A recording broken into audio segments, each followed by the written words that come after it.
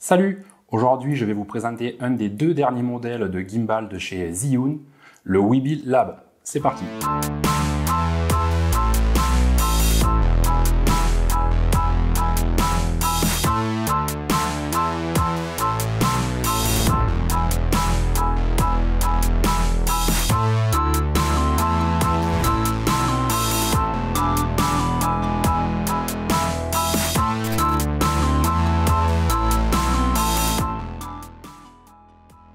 On a une boîte blanche avec un visuel du produit en utilisation sur la face avant.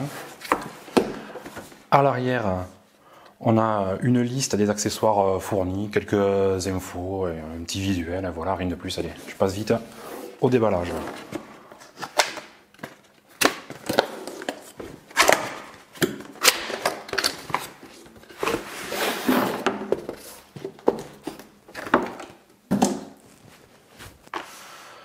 Le Weebill Lab est fourni dans une boîte de transport en polystyrène compressé. C'est plus la boîte en plastique genre Pellicase comme pour le Crane Plus. C'est un peu dommage, je trouve. Je préfère cette ancienne version qui est quand même bien plus solide que ce produit-là. Ouverture de la boîte. Sur le dessus, on retrouve un petit guide de démarrage rapide en anglais uniquement. C'est vraiment un guide de démarrage rapide. Une petite housse de rangement, c'est sympa, avec différents câbles. Un premier câble USB-C pour accorder le gimbal à un ordinateur, pour faire les mises à jour du firmware. Bon, il ne devrait pas trop servir maintenant, vu que les mises à jour se font par l'application. Un câble USB, un micro USB pour le chargeur. Et un dernier câble pour brancher l'appareil photo au gimbal.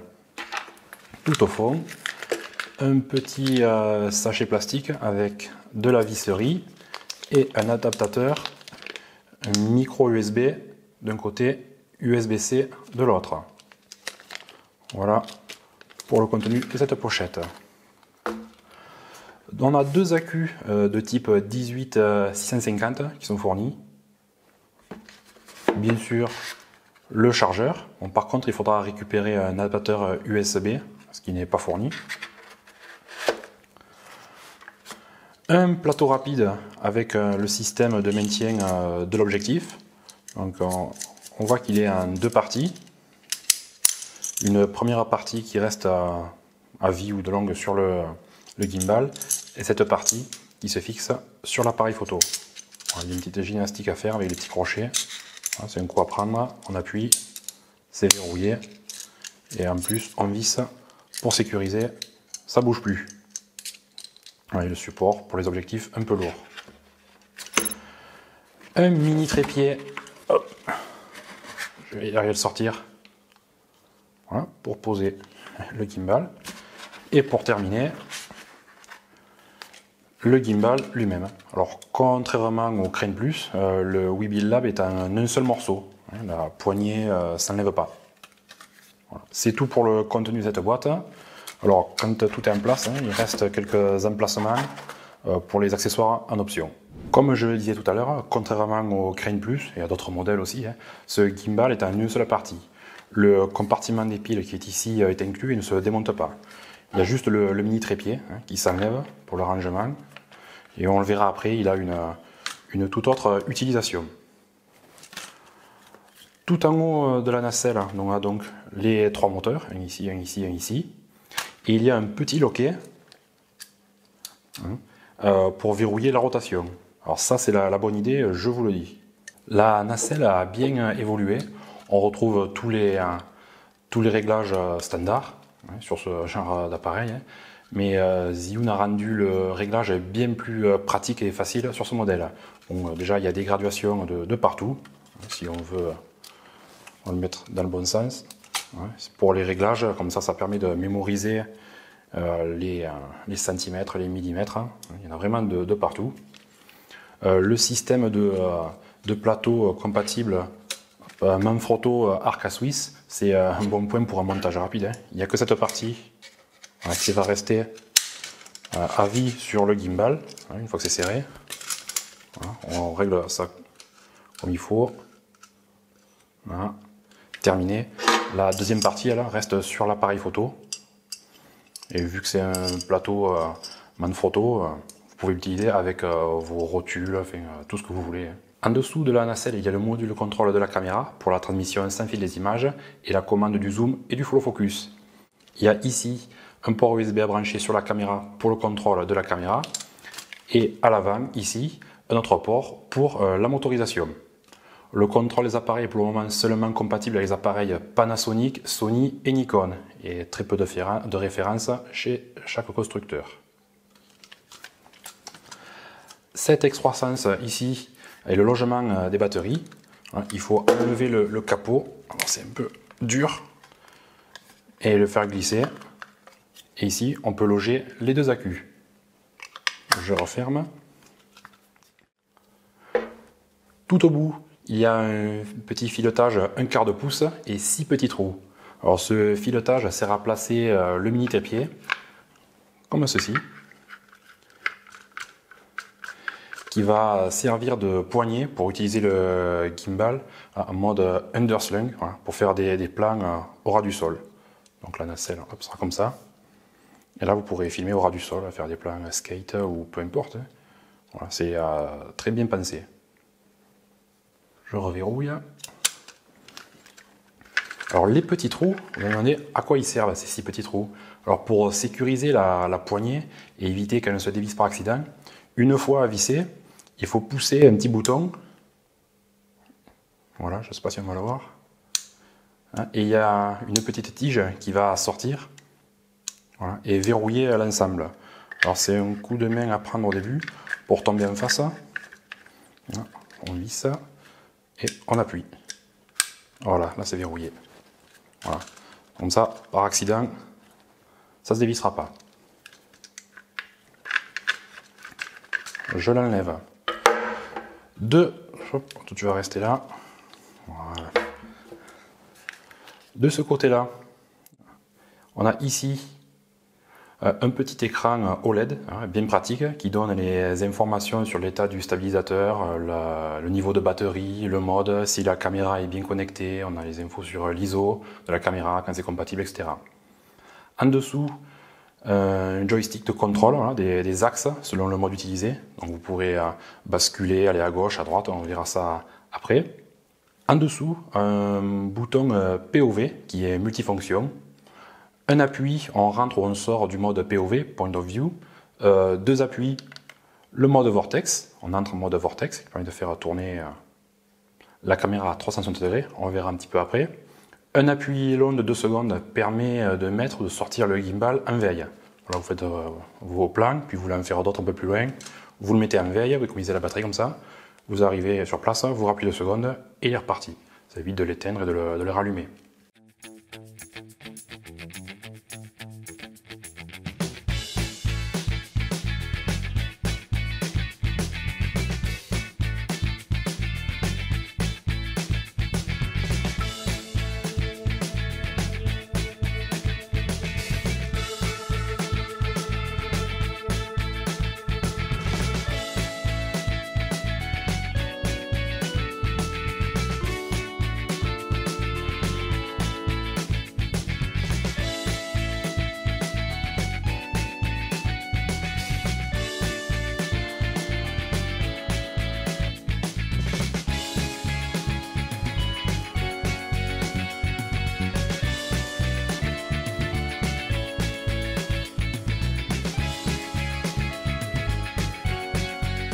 Un petit bouton rouge pour démarrer et arrêter l'enregistrement. Voilà, si votre caméra est compatible, vous avez mis le câble, ça évite d'avoir à appuyer dessus. Vous démarrez, vous arrêtez l'enregistrement directement par ce bouton. Tout en bas, une roue multifonction, ça tourne et on peut aussi cliquer au centre, au-dessus, en bas, à gauche, à droite, pour le réglage de la caméra, quand c'est compatible toujours, ou des menus qui s'affichent sur l'écran. Sur le côté, il y a une roue de contrôle pour le zoom ou la mise au point. Alors pour ça, il faut un petit moteur en option qui va se monter à côté pour permettre justement d'entraîner la bague de focus ou du zoom. Et tout au bout, il y a un deuxième filetage 1/4 de pouce à couronne. On verra tout à l'heure à quoi il sert spécifiquement. Pour éviter la rotation des accessoires, ils ont fait un truc à couronne. Sur ce côté du manche, un premier bouton pour le mode Phone Go, qui est un mode où les réactions du gimbal sont accélérées, faire des mouvements rapides ou suivre des sujets rapides. Ce mode s'active sur les axes tilt et pan du stabilisateur. L'axe roll, lui, est bloqué. Un deuxième bouton, un sélecteur, qui permet de choisir entre le mode pan following, PF, ou locking, L.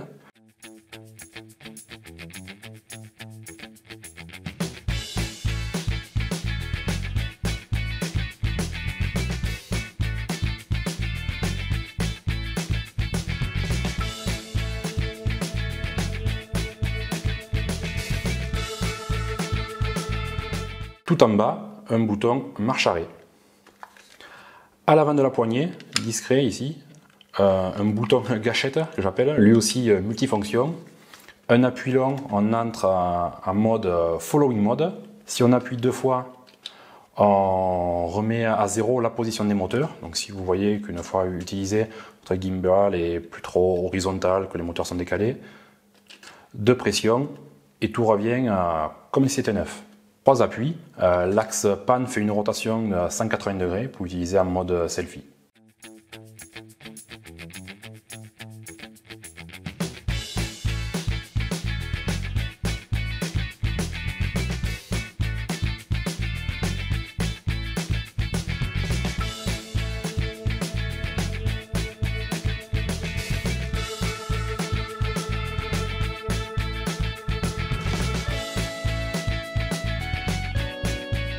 Sur le côté droit, sous la petite trappe, un port USB exclusivement réservé pour faire les mises à jour du firmware. Mais comme je le disais tout à l'heure, il ne devrait pas trop servir quand maintenant Zhiyun fait les mises à jour du stabilisateur avec l'application mobile.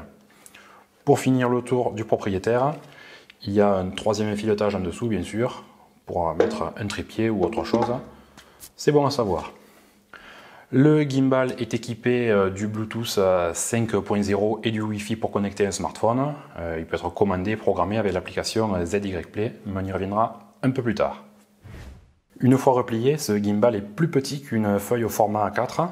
Donc démonstration, la feuille, le gimbal. Ouais, je ne sais pas si on le voit. Si, là, là, là, là. Voilà. Il est vraiment plus petit. Déplié pour l'utilisation sur son mini trépied, il fait moins de 35 cm de haut. C'est vraiment ultra compact et c'est un gimbal de voyage. Voilà. Aucun souci pour le caser de ce côté dans un sac. Donc là il y a une étiquette pour détromper. Du côté du poids, il fait 1194 grammes avec les batteries et le mini trépied. La charge utile maximum est de 3000 grammes, 3 kg, et minimum 300 grammes. La charge mini, c'est pour une question d'équilibrage qui sera compliquée à faire, surtout pour la force des moteurs. Même réglé au minimum, s'il n'y a pas assez de poids, il risque d'y avoir des micro-vibrations. Par contre, attention au couple appareil et objectif utilisé. Même si vous êtes sous la charge maxi, il peut y avoir des problèmes, surtout si votre objectif est un peu long. Alors il y a une liste de compatibilité sur le site de Zhiyun, je vous mets le lien dans la description. L'autonomie donnée est de 12 heures, alors là vraiment aucun souci, même avec juste 2 accus, on atteint les 12 heures sans problème.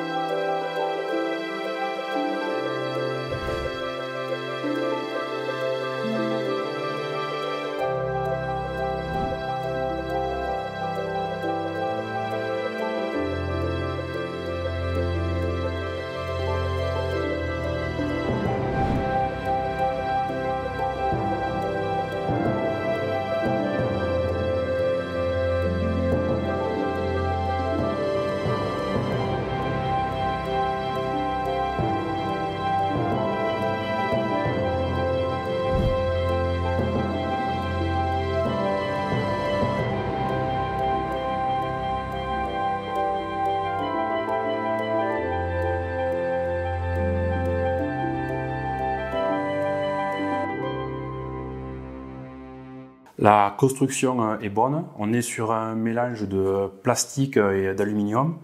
Toute la partie haute étant en alu, le bas est en plastique. Mais bon, ça ne fait pas cheap pour autant. Hein. Ça craque pas, il n'y a pas de bruit suspect. La seule chose que je trouve un petit peu moins bien, c'est la trappe de la batterie. Là, c'est très dur à ouvrir. Et le plastique là fait vraiment là il fait vraiment bas de gamme. J'aurais bien vu un autre système, hein. Genre une trappe qui coulisse, je sais pas, mais pas un truc comme ça.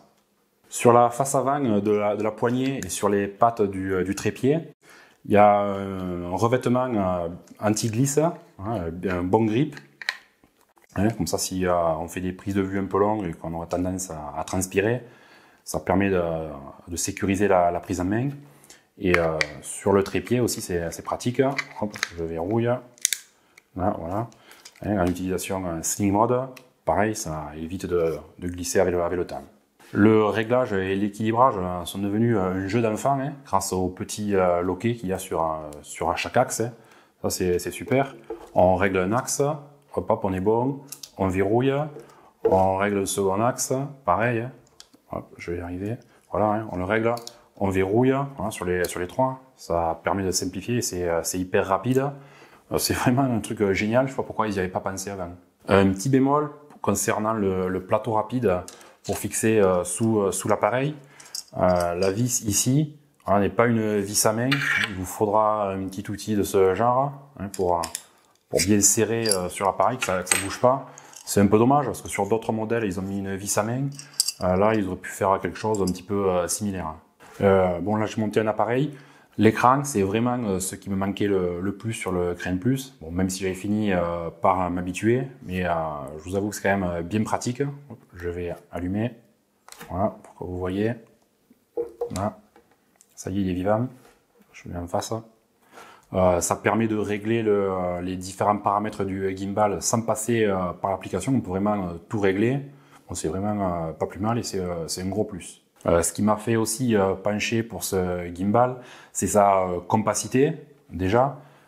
Pour le ranger, le transporter, voilà, hein, on enlève l'appareil, on verrouille tous les axes. Je verrouille ici, je verrouille ici, je verrouille ici. J'enlève le mini trépied. Voilà, et ça rentre dans le sac photo facile, sans problème. Hein. On a deux petits morceaux, les accus restent dans le manche. On n'a pas à se débrouiller de les caser dans un coin. Et le remontage se fait aussi rapidement. Voilà, on remonte ça, comme ça. Les loquets permettent, encore une fois, de monter rapidement. Comme j'ai pu laisser le plateau rapide sur l'appareil, là, hop, hop, je visse ça pour sécuriser. Je déverrouille. Et là, voilà, c'est prêt à utiliser. Il n'y a pas de problème. C'est bon point là aussi. Pour connecter le gimbal à mon appareil, donc un GH5, c'est pas celui-là, c'est celui qui me filme actuellement. Donc je branche ce côté un micro USB sur le gimbal et ce côté qui est aussi du micro USB sur l'appareil. Donc Zhiyun fournit un adaptateur, micro USB, USB-C. Donc ça fait un connecteur de ce genre, hein, c'est très long. Je vais me brancher comme ça. Je suis pas fanatique des adaptateurs déjà. Et ça fait vachement de porte-à-faux. Si on a le malheur de taper dessus par accident, on va tout arracher, c'est garanti. Zhiyun aurait pu faire l'effort pour le prix du gimbal de fournir le bon câble avec un micro USB d'un côté et USB-C de l'autre. Comme d'autres testeurs, j'ai eu des problèmes de micro-vibration hein, au tout début avec le firmware d'origine. Ça s'est quand même grandement arrangé hein, avec les nouveaux firmware que Zhiyun a mis en ligne dernièrement. Maintenant, j'en ai beaucoup moins. Il faut vraiment que j'amène le gimbal, par exemple, comme ça, et je me tourne à me mettre vachement en porte-à-faux. Là, je commence à avoir quelques micro-vibrations. Il faut vraiment que je force dessus, voilà, comme ça. Voilà. Là, ça fait déjà pas mal de contraintes. Là, j'ai des petits problèmes de micro-vibrations. Mais si je vais pas aussi loin dans l'utilisation, il n'y a plus de problème. Pourtant, Zhiyun, dans sa documentation, indique qu'ils ont réduit la taille des moteurs de 50%. Le couple des moteurs, lui, a été augmenté de 80% et la vitesse de réponse a été augmentée de 100%. Bon, on ne sait pas trop par rapport à quoi. Alors j'imagine que c'est par rapport à l'ancienne génération de gimbal. Et c'est là que j'arrive à l'application ZY Play, hein, qui sert pour gérer ce gimbal avec son téléphone. C'est pas encore ça, hein. Malgré toutes les mises à jour qu'il y a eu, il y a encore un peu de boulot.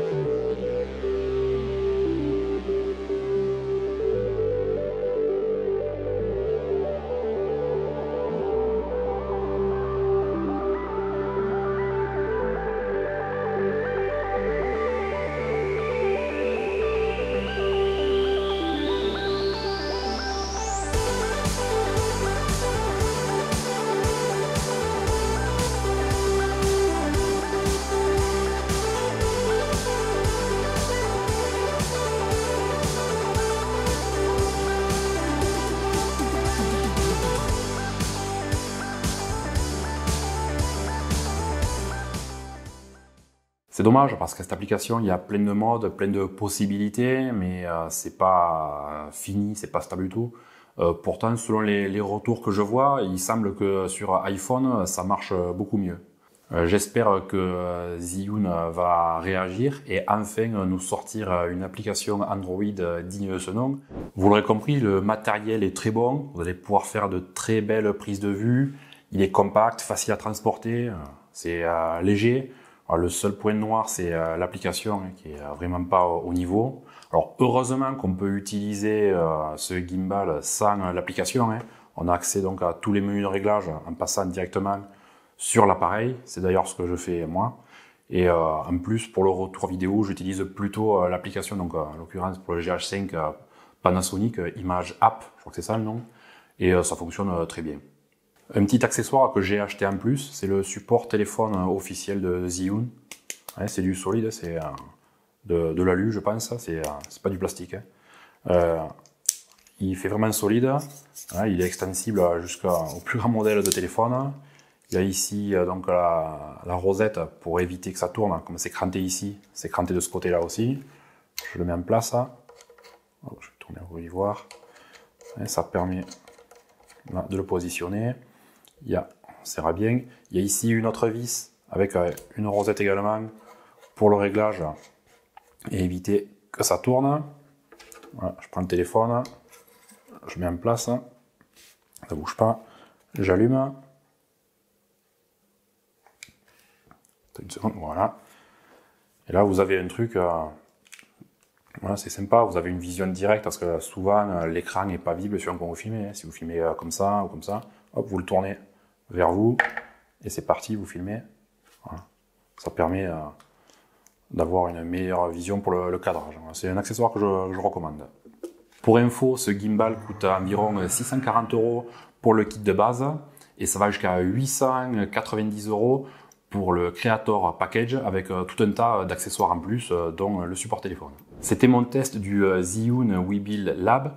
Si vous avez des questions, laissez dans les commentaires, vous savez, je répondrai. N'hésitez pas à mettre un pouce en l'air si cette vidéo vous a plu. Abonnez-vous, activez la petite cloche pour être prévenu de mes nouvelles vidéos. Je vous dis à bientôt et toujours avec Sanitude. Allez, ciao! On a une bonne prise en main, ça glisse pas, hein. Ça ressemble un petit peu à du... Ça fait penser... Hop, ouais, j'ai pas mis le loquet. Voilà, ça va prendre là. Ça devient un jeu d'enfant de... On a toutes les informations... Ouf, il est vivant. Et ça rentre dans le sac sans problème, hein. Bon, là j'ai laissé l'appareil, c'était pas le plus malin que j'ai fait un jour. Bon, je vais recommencer. Je vais enlever l'appareil parce que sinon...